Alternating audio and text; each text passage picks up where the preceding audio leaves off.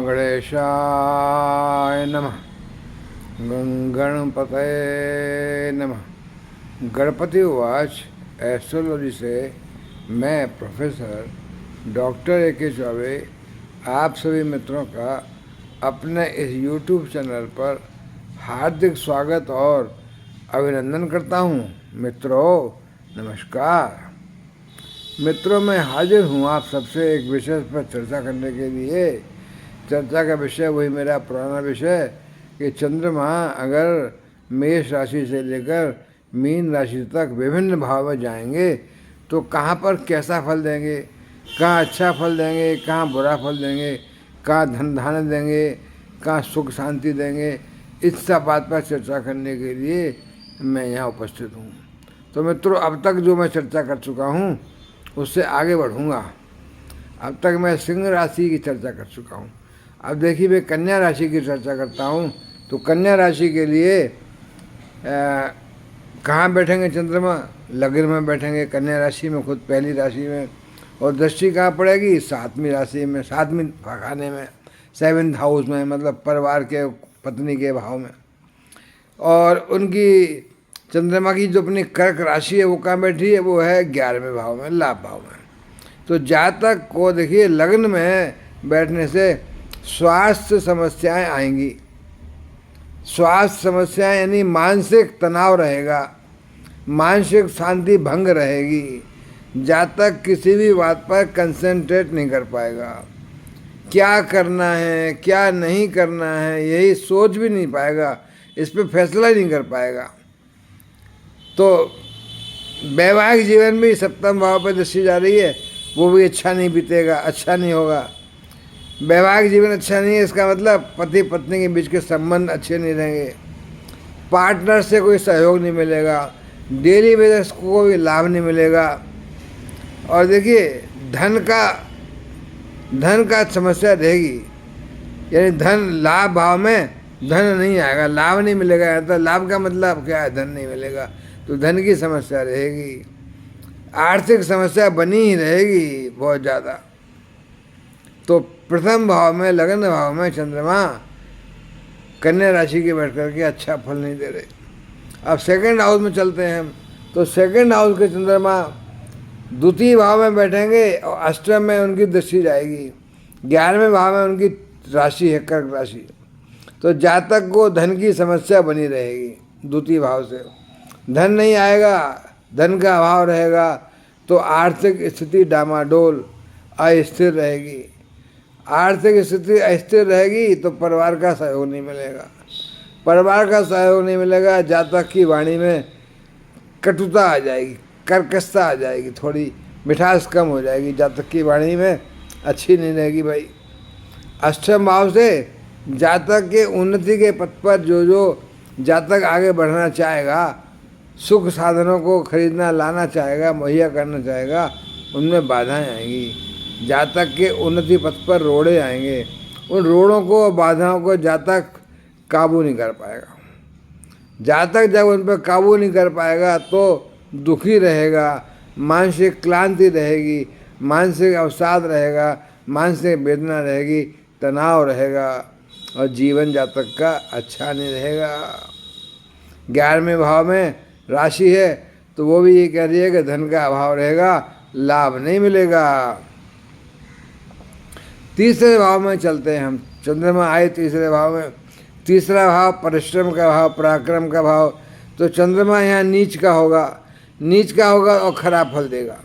खराब फल देगा यानी जातक को बड़े भाई बहन, तीसरे में चंद्रमा बैठे हैं तीसरे भाव में, नवम में दृष्टि जा रही है और 11वें उनकी राशि है।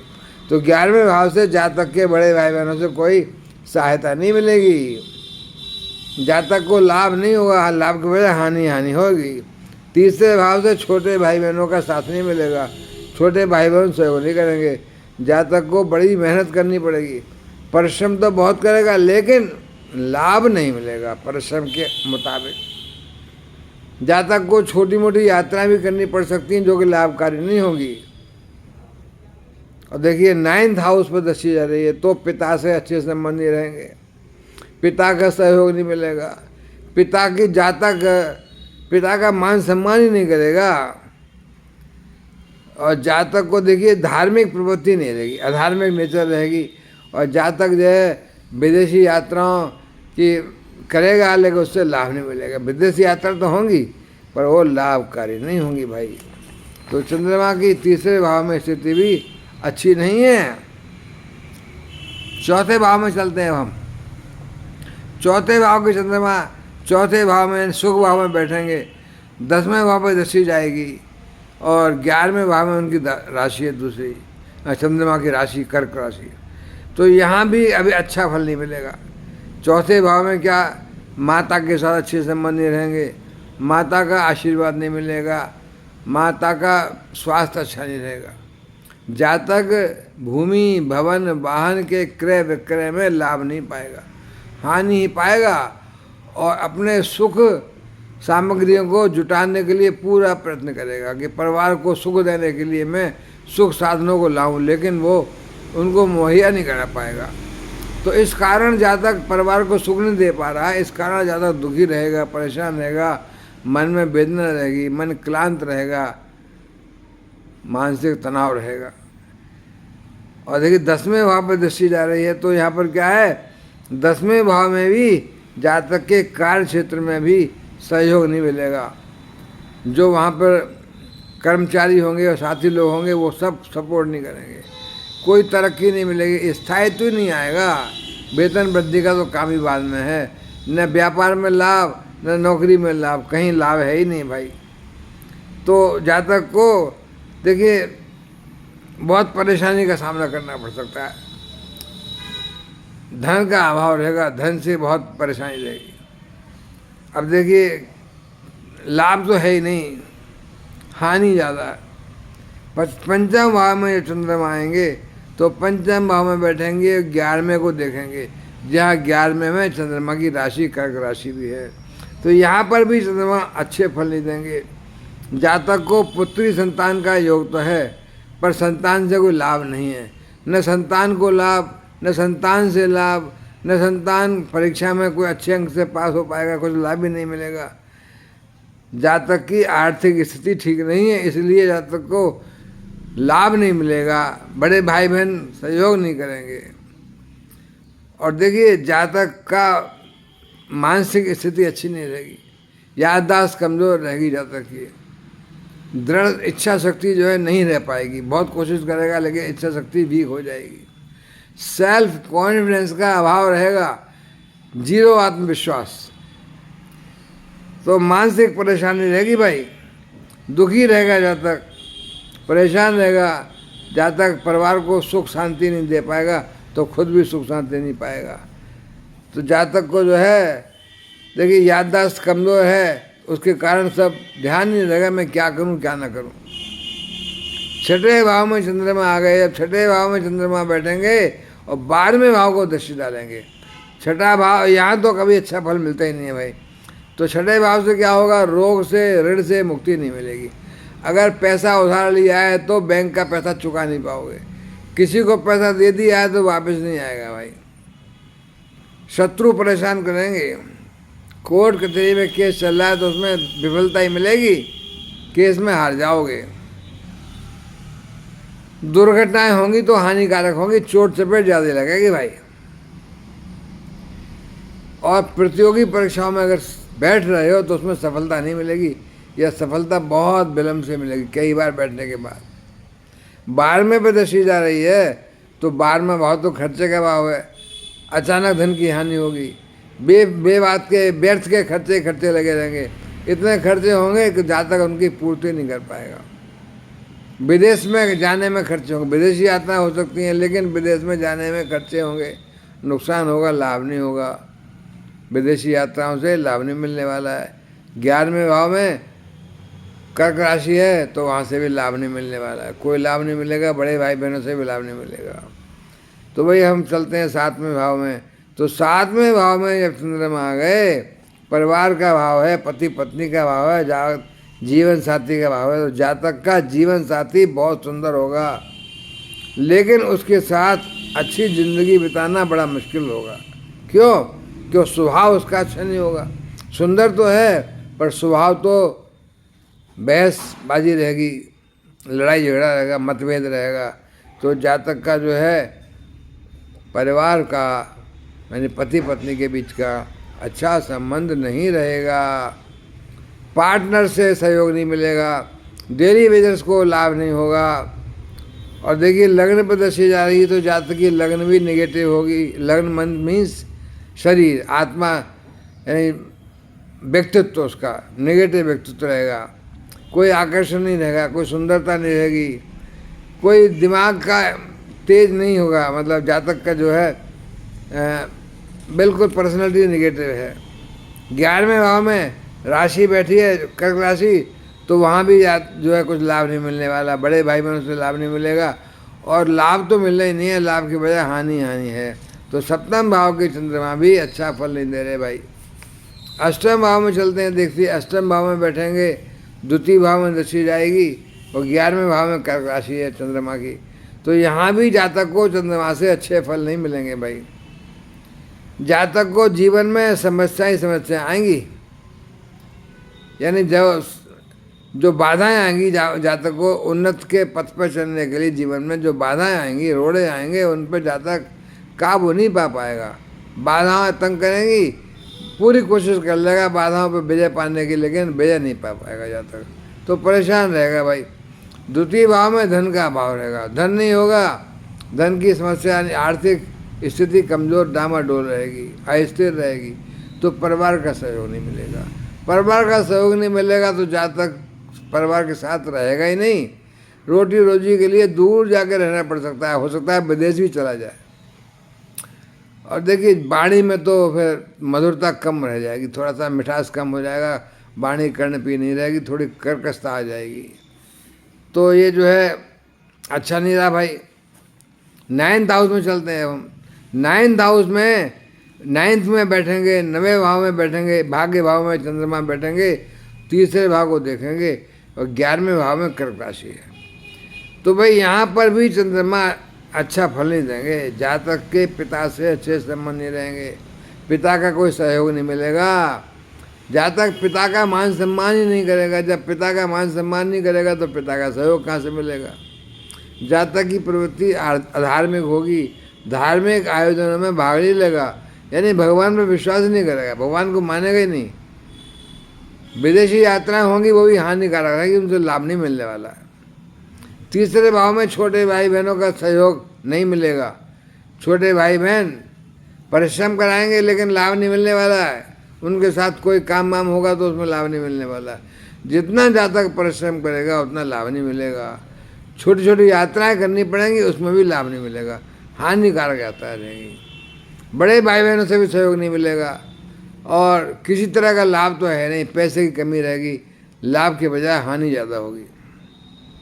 10वें भाव में चंद्रमा आए भाई, 10वें भाव में बैठेंगे और चौथे भाव में कहाँ, सुख भाव में देखेंगे। 10वें भाव में कर्म स्थान में बैठ करके सुख भाव में देखेंगे और 11वें भाव में उनकी कर्क राशि है।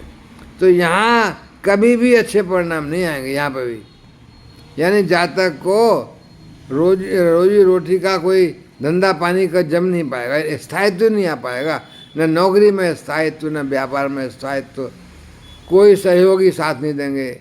जहाँ भी काम करेगा वहाँ कोई सपोर्ट नहीं मिलेगी, न बॉस से सपोर्ट मिलेगी, न सहयोगी जो साथ के कर्मचारी हैं उनसे सपोर्ट मिलेगी।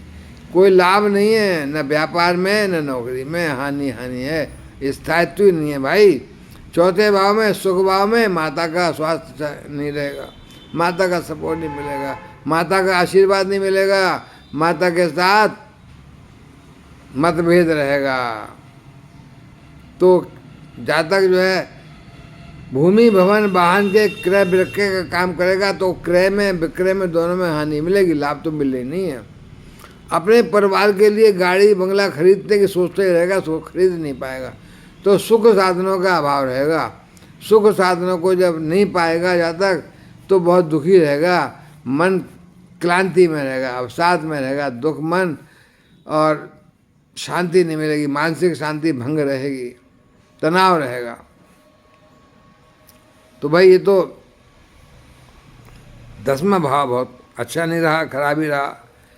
और देखिए अब देखते हैं 11वें भाव में, जब 11वें भाव में चंद्रमा आए तो 11वां भाव लाभ का भाव है। यहाँ चंद्रमा अच्छा फल नहीं देंगे, और खुद की राशि में है तो बहुत अच्छा परिणाम तो नहीं देंगे, यहाँ पर अच्छा तो देंगे, बहुत अच्छा नहीं देंगे लेकिन अच्छा तो देंगे, क्योंकि अपनी 11वें भाव में खुद की राशि है, चंद्रमा की कर्क राशि है। तो यहाँ तो थोड़ा सा अच्छा परिणाम देने वाले हैं, यानी यहाँ तो क्या है, लाभ आएगा, धन आएगा, लाभ होगा। यहाँ चंद्रमा बैठ कर लाभ देंगे, धन देंगे, और बड़े भाई बहनों से भी सहयोग दिलाएंगे। पंचम पर दृष्टि जा रही है तो संतान से भी लाभ मिल सकता है, संतान को सुख मिल सकता है, और संतान से भी सुख मिल सकता है। संतान परीक्षा में अच्छा काम कर सकते हैं। जातक को जो है अचानक धन की प्राप्ति हो सकती है। जातक के उदर विकार हैं वो ठीक हो जाएंगे, बीमारियां ठीक हो जाएंगी। कोई प्रेम प्रसंग चल रहा था, प्रेम संबंध था, तो सफलता मिल जाएगी। जातक की याददाश्त भी अच्छी रहेगी, जातक की मेमोरी बढ़िया, तो इच्छा शक्ति भी दृढ़ रहेगी, जातक की अपना सेल्फ कॉन्फिडेंस भी बढ़ा हुआ रहेगा, अच्छा रहेगा। तो यहाँ तो देखिए ज़्यादा खराब नहीं है, अच्छा ही है। थोड़ा खराब हो सकता है, थोड़ा बहुत, मतलब छोटी मोटी बीमारियां तो लगी रह सकती हैं, लेकिन ज़्यादातर जैसे और भाव में खराब था वैसा नहीं है। 12वें भाव में जब आएंगे हम तो यहाँ तो चंद्रमा बहुत ही खराब जाएंगे। 12वें भाव में बैठ करके धन की हानि तो कराएंगे। व्यर्थ के खर्चे लगे रहेंगे बिना बात के, और ज़्यादा इतने खर्चा करना पड़ेगा, पैसा होगा नहीं, इसके बाद दुखी रहेगा। बाहर जाने का है तो विदेशी यात्रा में खर्चा होगा। विदेश चला गया तो वहाँ जाकर के भी कोई सबॉर्डिनेट काम करेगा, थोड़ा तो लाभ थोड़ा बहुत मिल सकता है, लेकिन अपना काम नहीं हो सकता। इंडिपेंडेंट वर्क नहीं होगा, ना इंडिपेंडेंट नौकरी हो सकती है अपनी। और जातों को खर्चा रहेगा, अचानक से खर्चा आएगा, यानी बीमारी का खर्चा आ सकता है, अस्पताल का खर्चा आ सकता है, नर्सिंग होम का खर्चा आ सकता है। तो बीमारी में अचानक खर्चा आएगा तो बहुत मुश्किल आ जाएगी। 12वें भाव में बहुत ही खराब हो गया, और 12वें भाव से छठे भाव में दृष्टि जा रही है। तो छठा भाव क्या है, रोग से ऋण से मुक्ति नहीं मिलेगी, शत्रु परेशान करेंगे, चोट चपेट ज़्यादा लगेगी दुर्घटना में, जोर से कोर्ट कचहरी में केस चल रहा है तो हानि विफलता ही मिलेगी। अगर प्रतियोगी परीक्षा में सम्मिलित हो रहे हो तो वहाँ भी सफलता नहीं आता है कि भाई। तो 12वां भाव तो ज़्यादा खराब है, अच्छा नहीं है। तो मित्रों अब मैं यहाँ पर विराम लूँगा, लेकिन आप जो मेरी चैनल पे पहली बार आए हैं उनसे निवेदन है कि वो मेरी चैनल को सब्सक्राइब करें, प्लीज़ सब्सक्राइब करें, बेल आइकन को प्रेस करें, नोटिफिकेशन को ऑन करके उसमें ऑल सेलेक्ट कर लें, तो मेरे वीडियो की सूचना ऑटोमेटिक उनको पहुंच जाएगी। तो मित्रों जाते जाते आप कमेंट्स में जो चाहे लिखें, न लिखना चाहें तो कम से कम श्री गणेशाय नमः लिख दें, तो गणेश भगवान आप पे कृपा अवश्य करेंगे। तो मित्रों नमस्कार।